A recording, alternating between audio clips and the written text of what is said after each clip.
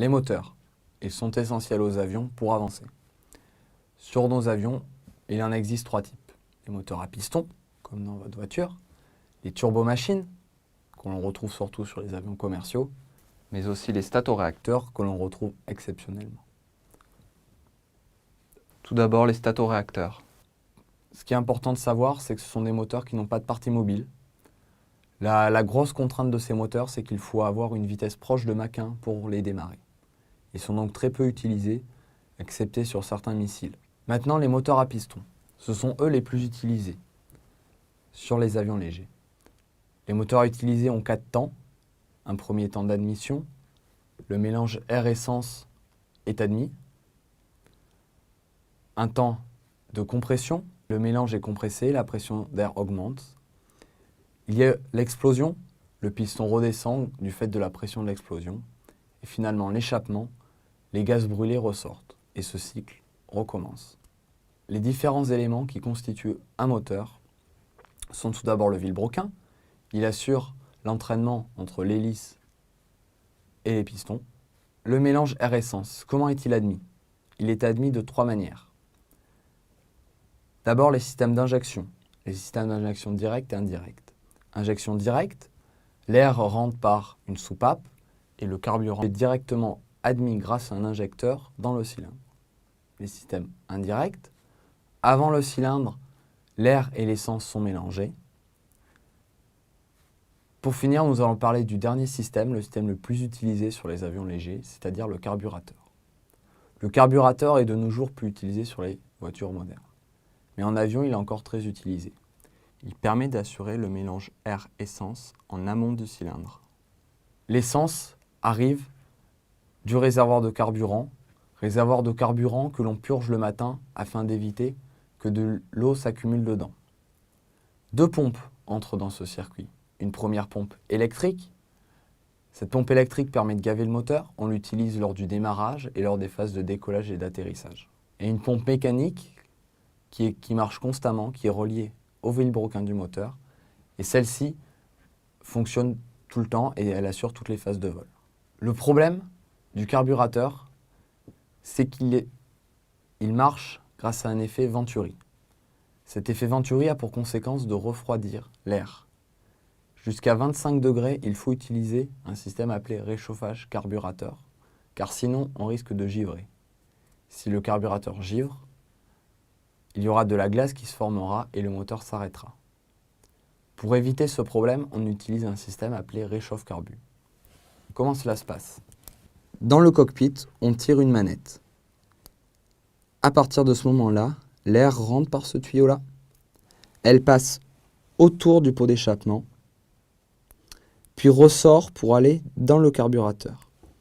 Ainsi, l'air admis, qui peut être aux alentours de même 25 degrés, ressortira à 50 degrés. Il n'y a donc plus de risque de givrage, car dans le carburateur, un air qui est à 25 degrés va descendre aux alentours de 0 degré.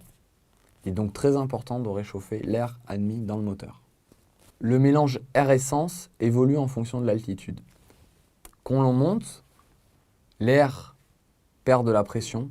Il faut donc diminuer la quantité d'essence apportée. On utilise pour ça la commande de richesse. On va appauvrir le mélange, diminuer la quantité d'essence afin de rester à une consommation optimale de carburant. Pour allumer le moteur, on utilise des bougies. Sur les avions, il existe 2 bougies par cylindre. 2 raisons. Tout d'abord, améliorer le rendement, mais aussi améliorer la sécurité. Ces 2 bougies sont alimentées par un système indépendant. Chaque avion est équipé de 2 magnétos. Une magnéto alimente les bougies du haut, une magnéto alimente les bougies du bas. Le gros avantage de ce système, c'est que même si on coupe la batterie, qu'on coupe l'alternateur de l'avion, le moteur continue de tourner. Le moteur est indépendant. Nous allons maintenant parler des turbomachines. Il en existe 3 types.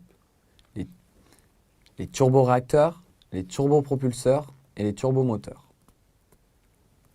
Chaque système a un élément en commun. Nous avons tout d'abord un compresseur à l'avant. Il s'agit d'ailettes qui tournent.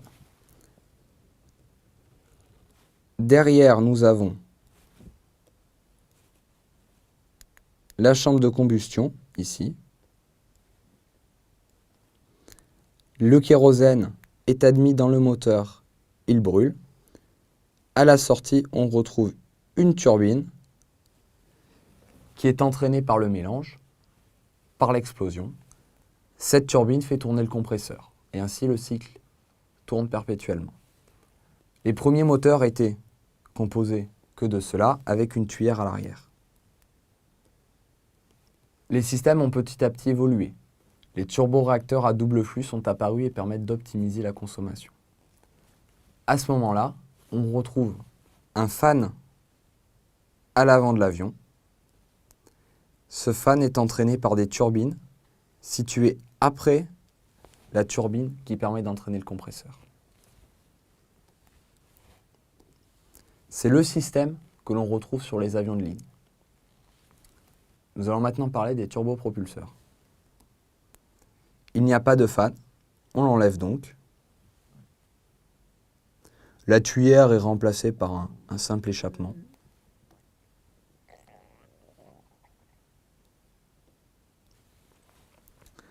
Et à l'avant, la turbine située derrière la turbine qui entraîne le compresseur, celle-ci entraîne une hélice reliée à un réducteur. Et donc devant, nous trouvons une hélice. Pourquoi un réducteur? La turbine peut tourner à plus de 10 000 tours minute dans certains cas, rare, mais elle tourne très vite. Une hélice ne peut pas dépasser 2000, 3000 tours minute, car sinon elle dépasse le mur du son et elle ne résistera pas. La turbine arrière est séparée du premier corps.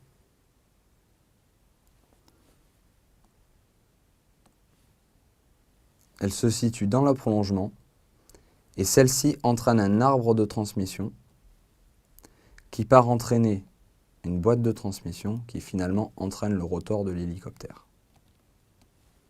Nous avons ainsi vu les trois types de turbomachines. Les turbomoteurs sont principalement utilisés pour les hélicoptères. Les turbopropulseurs par les avions qui vont à une vitesse inférieure à Mach 0,6, Mach 0,7 et les turboréacteurs pour les avions qui vont plus vite que Mach 0,6, Mach 0,7. Bien sûr, quelques exceptions existent et on peut très bien faire voler un turboréacteur à une vitesse beaucoup plus faible, c'est-à-dire Mach 0,2. Nous allons maintenant parler un peu plus précisément des hélices. Les hélices, il existe des monopales, on les trouvera très peu car c'est très contraignant au niveau des contraintes, on peut presque les oublier. Principalement, on trouve des bipales, des tripales, des quadripales. On va dire que les principales, ce sont de 2 à 8. 2 sur les petits avions, 8 sur les plus gros. Vous pouvez voir un exemple de bipale, un exemple de tripale. Certaines hélices sont à pas fixe, c'est-à-dire qu'on ne peut pas modifier le calage de l'hélice, c'est-à-dire qu'on ne peut pas faire tourner la pale sur elle-même. D'autres sont dites à pas variable, c'est-à-dire que l'on peut faire bouger les hélices. On peut les mettre en drapeau. Quand elles sont en drapeau, elles n'ont plus de résistance aérodynamique, c'est-à-dire que leur angle de calage est environ égal à 90 degrés. Cela permet d'arrêter le moteur en vol. Sur une hélice à pas variable, on parle de petits pas et de grands pas.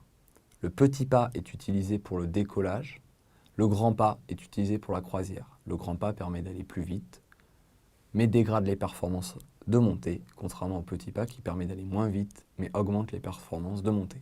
Le rendement d'une hélice est défini par le rapport de la puissance utile divisé par la puissance absorbée.